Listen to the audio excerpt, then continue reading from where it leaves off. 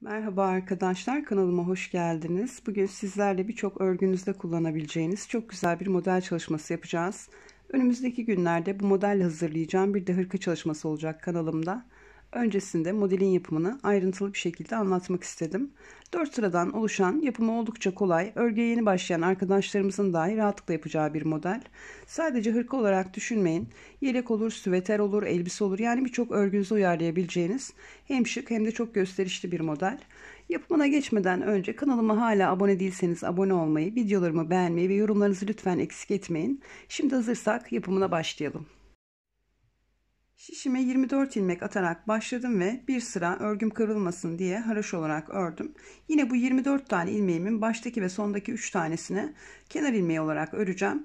Biz aradaki ilmeklerimiz üzerinde modeli uygulayacağız arkadaşlar. Bizim bu kenardaki ilmeklerle işimiz yok.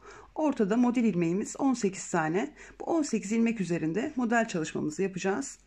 Şimdi modelimizin ilk sırasında örgümüzün ön yüzünde ilmeklerimizin tamamını düz olarak öreceğiz. Kenar ilmeklerimi haroşa olarak ördüm. Ve 18 tane olan model ilmeğimi örgümün ön yüzünde birinci model sıramda düz olarak örüyorum.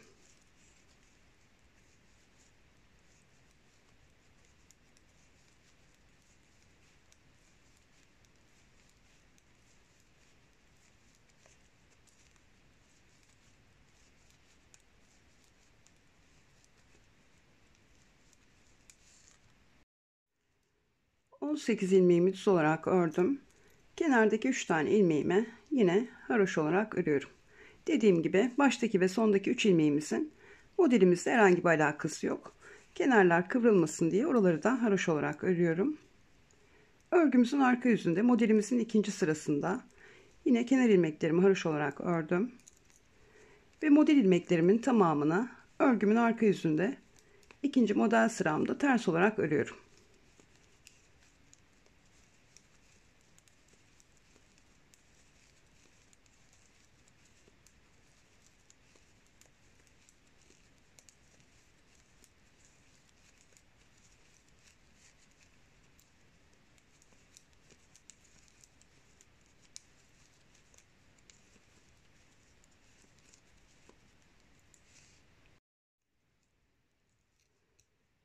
...18 ilmeğimi ters olarak ördüm. Kenardaki 3 tane ilmeğimi haroşa olarak örüyorum. Modelimin ikinci sırasını da örgümüzün arka yüzünde ters örgülerle tamamladım. Örgümün ön yüzünde modelimin üçüncü sırasında yine kenar ilmeklerimi haroşa olarak örüyorum. İki ayrıcımızın arasında modelimize ait 18 tane ilmeğimiz vardı. Şimdi bunları ikişer ikişer alarak keseceğiz ve buradaki ilmek sayımızı yarıya düşüreceğiz. 18'in yarısı 9. 9 tane ilmeğimiz olacak. Şimdi ayrıcımdan hemen sonra modelime ait 2 tane ilmeğimi birlikte alarak düz olarak örüyorum. 2 ilmeğimi birlikte alıyorum ve düz olarak örüyorum. Bütün ilmeklerimi aynı şekilde ikişer ikişer alarak teke düşüreceğim. 2 ilmeğimi birlikte aldım ve düz olarak örüyorum. 2 ilmeğimi birlikte aldım ve düz olarak örüyorum. Kesme işlemi yapıyoruz arkadaşlar.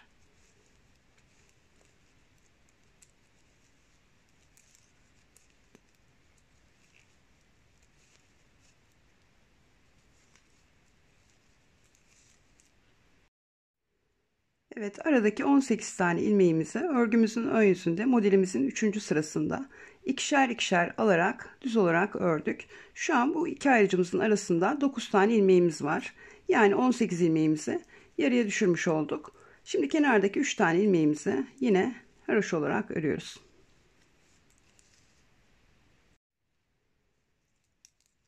Örgümüzün arka yüzünde modelimizin 4. yani son sırasındayız. Yine kenar ilmeklerimi haroşa olarak örüyorum.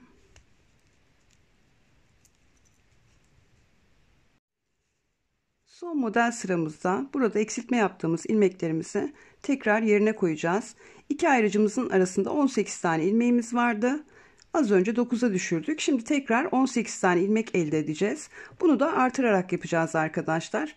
İsterseniz sıra başında, İsterseniz sıra sonunda yapabilirsiniz ilk artışınızı. Şimdi onu da göstereceğim. Ayrıcımdan hemen sonra başlıyorum artış yapmaya. Bakın buradaki ilmeği kaldırıyorum ve haroşa olarak örüyorum. Bir önceki sırada kesmiş olduğum ilmeklerimi de yine haroşa olarak örüyorum. Bir tane kaldırdım. Haroşa olarak örüyorum. Bir yandakini de haroşa olarak örüyorum. Yani bir artış yapıyorum. Haroşa olarak örüyorum. İlmeğimi de yine haroşa olarak örüyorum. Bir tane ilmek kaldırıyorum. Haroşa olarak örüyorum. Bir yandakini de yine haroşa olarak örüyorum. Bir artırma yapıyorum. Haroşa olarak örüyorum. Ve bir ilmek haroşa olarak örüyorum. Bu şekilde sıra sonuna kadar devam edeceğim.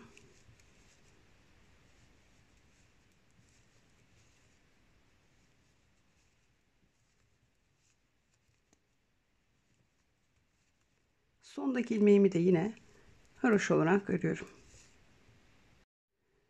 Sıra sonundaki ilmeğimi ördükten sonra yanından herhangi bir artırma işlemi yapmıyorum.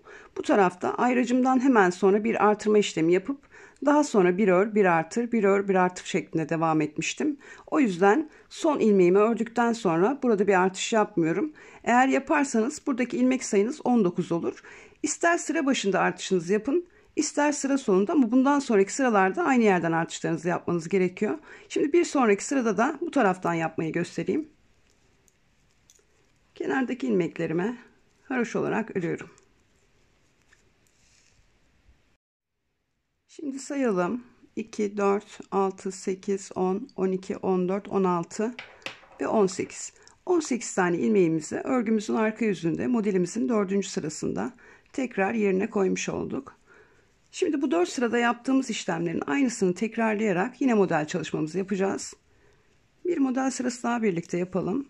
Şimdi en baştan yaptığımız işlemleri tekrarlıyoruz. Birinci sıramızda örgümüzün ön yüzünde ilmeklerimizin tamamını düz olarak örüyorduk. Bütün ilmeklerime, model ilmeklerime düz olarak örüyorum. Birinci sıram, örgümün ön yüzündeyim. Bu 4 sırada ne yapıyorsak aynı işlemleri 4 sırada bir tekrarlayarak devam edeceğiz.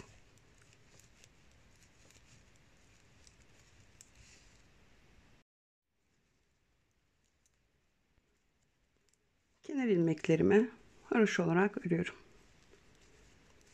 Örgümün ön yüzünde modelime ait 18 tane ilmeğimi düz olarak ördüm ve birinci sıramı tamamladım. Şimdi örgümün arka yüzündeyim. Kenar ilmeklerimi örüyorum. Ve ikinci sıramda arka yüzümde modelime ait ilmeklerimin tamamını ters örgü olarak örüyorum.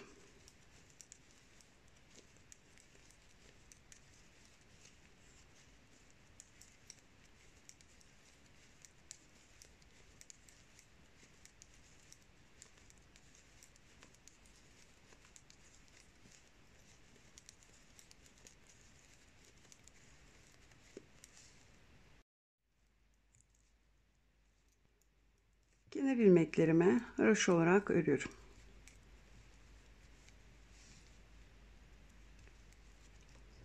Şimdi örgümün ön yüzünde modelimin 3. sırasındayım. Bir önceki model sıramızda yaptığımız işlemin yine aynısını yapacağız. 3. sıramızda biliyorsunuz örgümüzün ön yüzünde ilmeklerimizi ikişer ikişer alarak düz olarak örmüştük. Şimdi yine aynı şekilde 2 ilmeğimi birlikte alıyorum ve düz olarak örüyorum.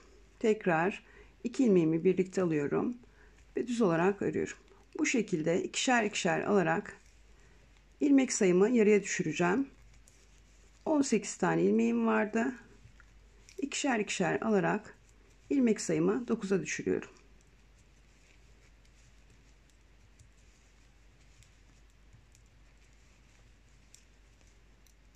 Ve kenar ilmeklerimi haroşa olarak örüyorum.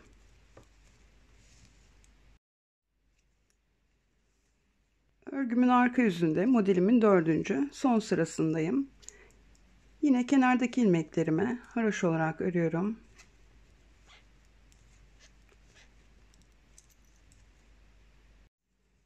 Bu 4. sıramızda arkadaşlar fazla artış yapmamamız gerekiyor. İlmek sayımızın aynı olması gerekiyor. Ne bir eksik ne de bir fazla. 18 ilmek bırakmıştık ve 18 ilmek olarak devam ediyoruz. Bir önceki sırada ayracımızdan hemen sonra buradan artış yapmıştık biliyorsunuz. Şimdi ben gösterme amaçlı bu defa son taraftan yapacağım. Ama eğer bu taraftan ilk artışınızı yaptıysanız artık hep aynı şekilde buradan yaparak devam edeceksiniz. Şimdi ayracımdan sonra buradan artış yapmıyorum. İlk ilmeğimi haroşa olarak örüyorum. Bu arada haroşayı düz örgülerle ören arkadaşlar benim gibi düz olarak örecekler. Ters örgülerle ören arkadaşlar da bu sırayı tamamen ters olarak örecekler. Bu kaldırdıkları ilmek de buna dahil.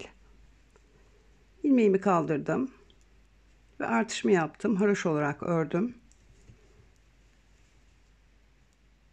Bir kaldırıyorum, haroşa olarak örüyorum. Bir yandakini yine haroşa olarak örüyorum. Bir örüyorum, bir artırıyorum yani.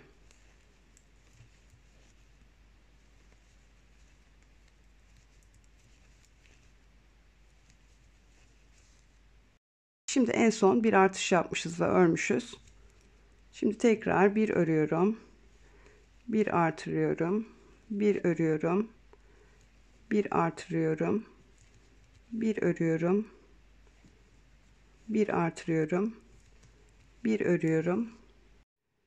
Başlangıçta ilmek kaldırmadığımız için sıra sonunda bir tane ilmek kaldırmamız gerekiyor ki ilmek sayımız yeniden 18 olsun. Bir önceki model sıramızda ayracımdan hemen sonra bir tane ilmek kaldırıp haroşa olarak örmüştüm. Normalde hep aynı yönden devam etmem gerekiyor. Ama şimdi gösterme amaçlı yaptığım için bu defa başlangıçta ilmek kaldırmadım.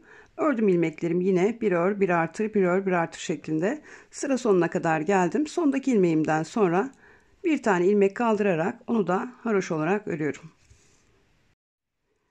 Bu sıra önemli arkadaşlar, sayarak yapmanızı öneriyorum. 18 ilmek varsa bu arada 18 tane ilmeğin tekrar olması gerekiyor. Eğer başlangıçta artış yaptıysanız bundan sonraki model sıralarında hep başlangıçta artışlarınızı yapın. Sondan yapmak isterseniz de bu tarafta yapmayın. Sona geldiğinizde son ilmeği ördükten sonra buradan ilmek kaldırarak artışınızı yapın. Ve bundan sonraki model sıralarında da yine 4. sıralarınızda aynı yönden yani sıra sonundan bu şekilde ilmek kaldırarak artışınızı yapın. Şimdi yine kenardaki 3 ilmeğimi haroşa olarak örüyorum. Evet arkadaşlar, 4 sıradan oluşan modelimizi 2 kez birlikte tekrarladık. Artık anlaşılır olduğunu düşünüyorum. Bu 4 sırada ne yaptıysak aynı işlemleri tekrarlayarak devam edeceğiz. Birinci sıramızda örgümüzün ön yüzünde modelimize ait ilmeklerimizin tamamını düz olarak öreceğiz. Örgümüzün arka yüzünde ikinci sıramızda ilmeklerimizin tamamını ters olarak öreceğiz. Üçüncü sıramızda da ilmeklerimizi ikişer ikişer alarak düz olarak keseceğiz. Dördüncü yani son sıramızda da kesmiş olduğumuz ilmeklerimizi az önce gösterdiğim şekliyle artış yaparak yerine koyacağız. Umarım faydalı bir video olmuştur. Umarım beğenmişsinizdir. Kanalıma abone olmayı, videolarımı beğenmeyi unutmayın lütfen. Bir sonraki videoda görüşmek üzere.